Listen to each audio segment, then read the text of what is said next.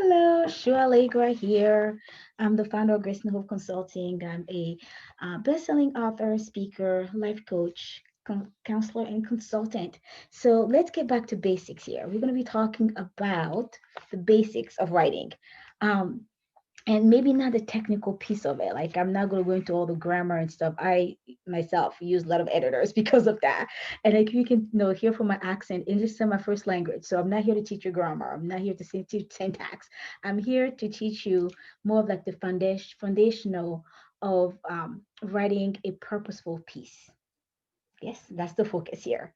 Writing something that has purpose and meaning and that can impact change.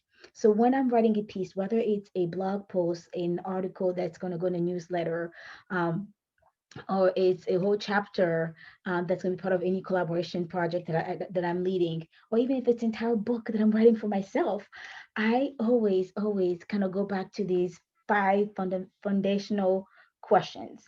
And it helped me guide my work. It helped me stay focused. It also actually helped me create my outline, and it helped me write again to make a difference. That's why I write. I write so that my writing can outlive me, and that when I'm long gone, people are still learning from the things that I've written.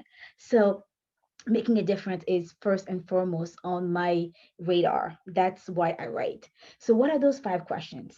You probably have heard these questions before in many areas of life, but there are my W's and my H questions. So I have four W questions and then one is a H question. So the four W's are what, why, who, when, and then my H question is how.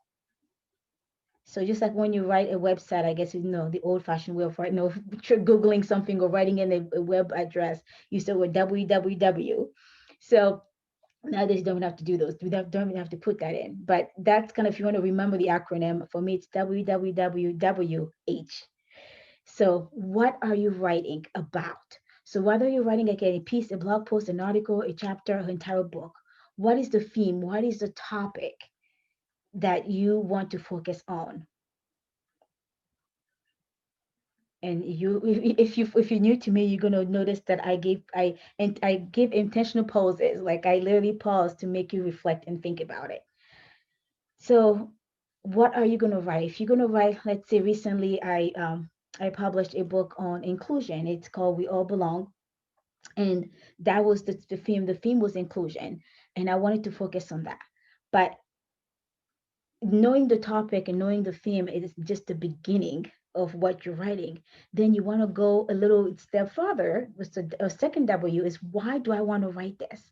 Because you can write on different topics, but if you want to define your why, it kind of determines which angle you take on with your writing. So with the inclusion book, for example, that I mentioned, We All Belong, there's a lot of inclusion books out there. There's a lot of them with like a lot of historical data for gay people, like the history of discrimination, the history of racism, and the history of all these issues, and why we have to do something about it because it's been going on for too long.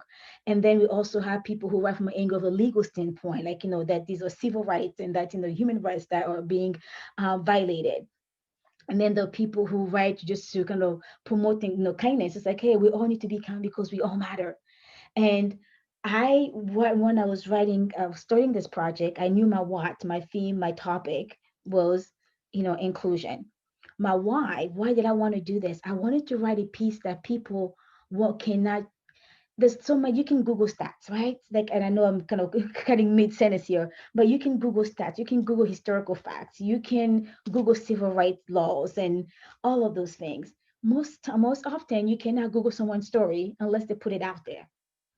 So I wanted to give first-hand experience. I wanted to share first-hand experiences. So that's kind of my why. So what it was the topic was inclusion. Why did I want to do? I wanted to share it because I wanted to leave something that's different than what's out there. That's my first why.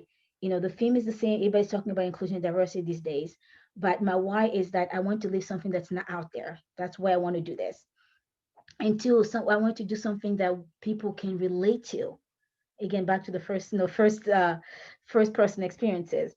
My other why, like I said, I wanted once I'm gone that people can still read these stories and that it still impact change even when I'm no longer living.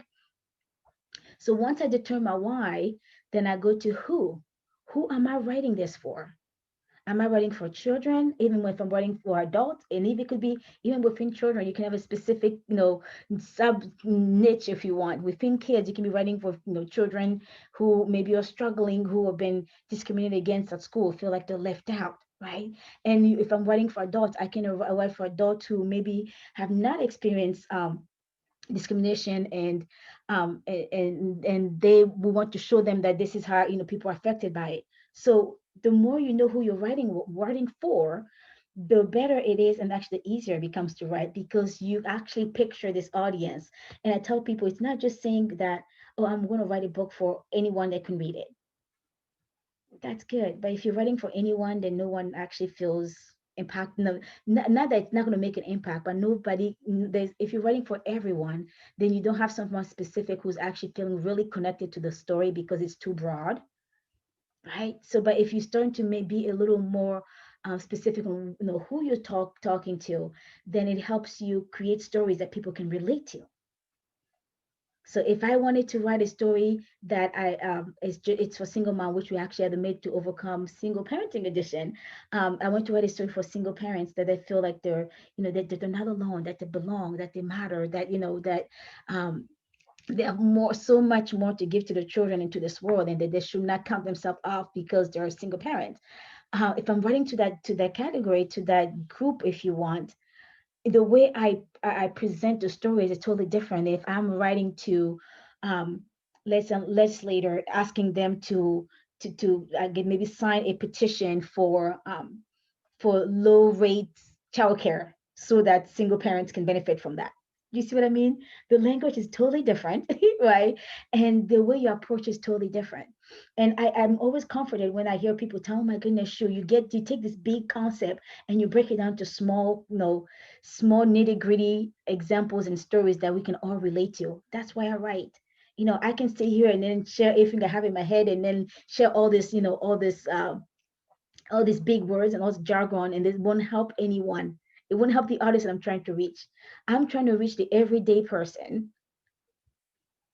and help them understand big psychological, terms, and big psychological issue per se, and big culture and societal issues in a way that makes sense to them, so that they can relate to it.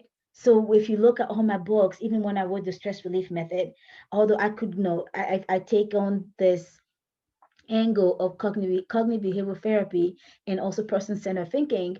But as I'm writing, it's nobody, if I didn't announce that from the beginning, people wouldn't even know that that was such a thing, maybe, or that's the angle I was going, unless they knew what those two theories mean and stand for, right? But as I write, I remember who I'm writing for.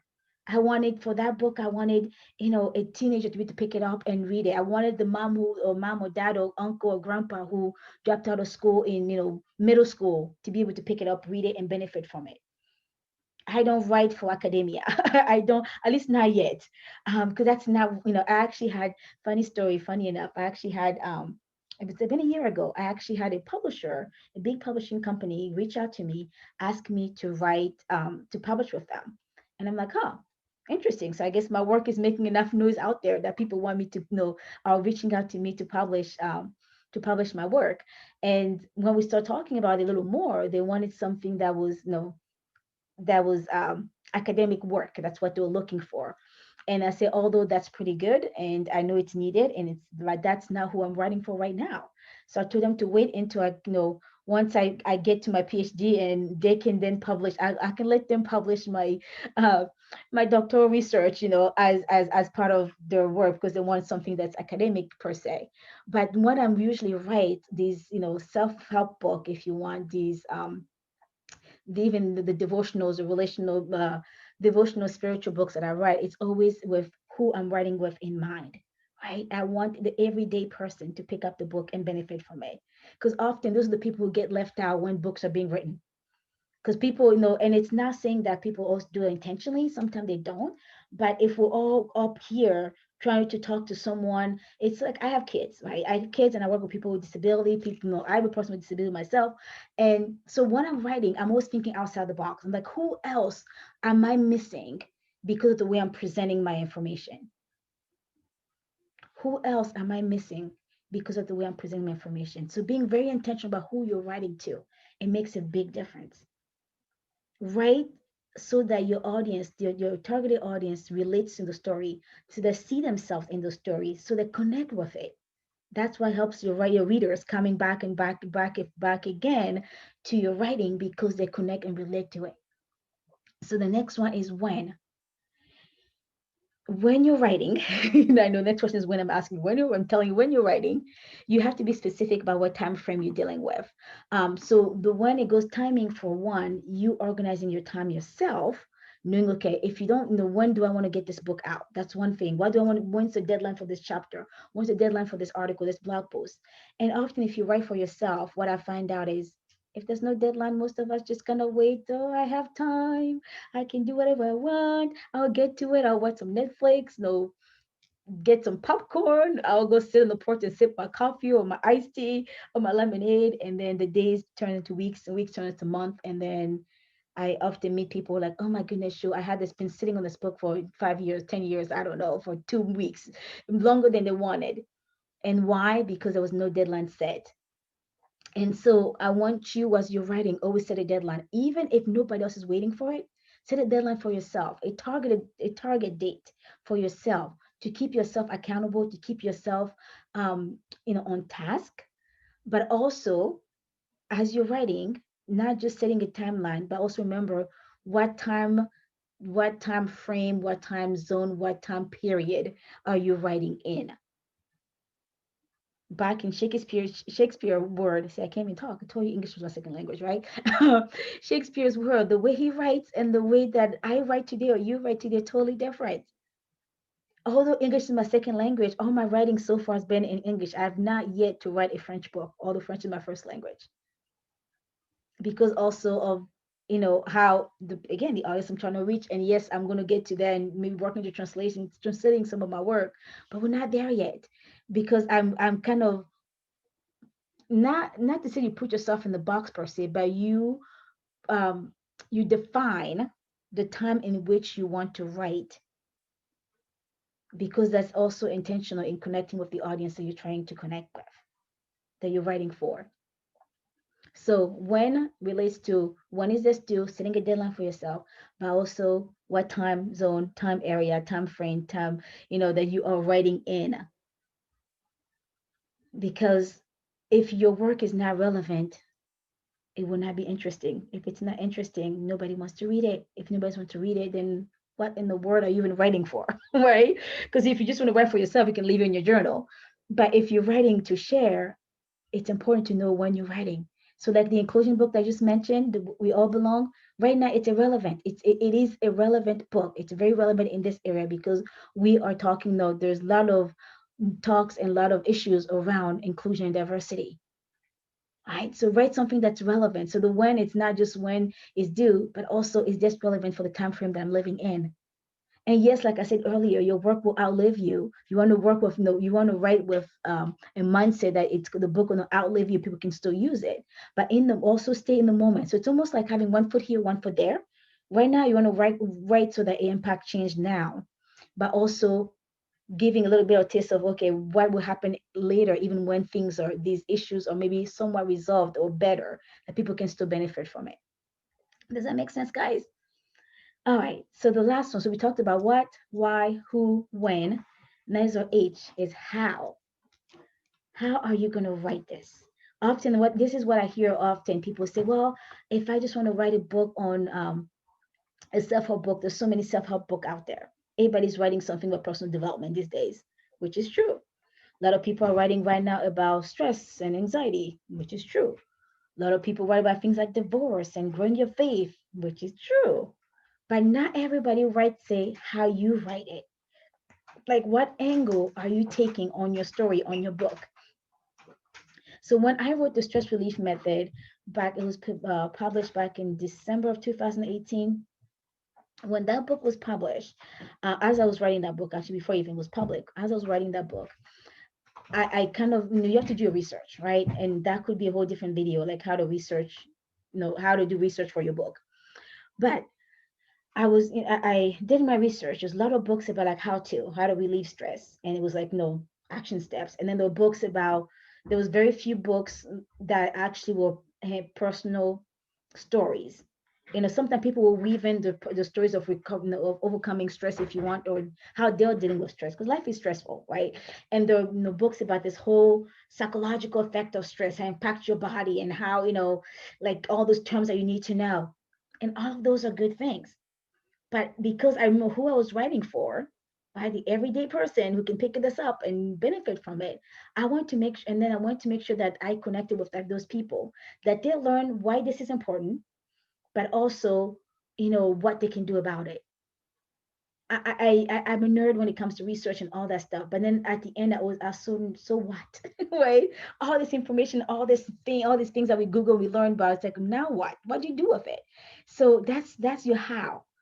Your how is kind of answering all those questions. Really, how am I going to write so that my story, my chapter, my book, my article, my blog post is different from anybody else, so that it stands out while still being relevant, while still connecting to my audience, and while still meeting an important and sending an important message and meeting a bigger why, if you want. So for me, when I wrote the stress relief book, as I was starting to share, I kind of combined all the three things I mentioned earlier. I share a little bit of the psychological effect of stress. I share, how they impact people, impact relationships. Then I share also how people can then what people can do about it. Like, now that you know all this information, now what you can do about it. But I also wove in my own story, how stress impacted me to the point where I had a stroke at age of 33. That it's a big hook. People like, oh my goodness, she was 33, had it all together, feel like life was perfect, and then she had a stroke. Right. And now that catches my audience, but then it helps as I'm sharing the story, like all the things I'm sharing. Actually, the stress relief method is actually a whole framework. And I'm weaving in each step of the framework, each stage of it, I'm moving in my personal story. So people not only learn about the theory, if you want, not only gathering information, then I also learn how they can do it, and then they actually get real life examples of how I deal with it and how my other clients deal with it. And guess what? That resonated with the people that I was trying to reach. So let's recap. What, why, who, when, how. How are you going to present that story? It could be a blog post, it could be short, it could be a how to, it could be historical facts, it could be whatever. And I find that knowing who you're writing to helps you determine how to write, how to present your message. Maybe not how to write in term of like, technical piece of it, but how to present your message so it connects to that audience. So I hope this was helpful. These are just a few tips in getting you writing and kind of going back to the basics. All right, take care.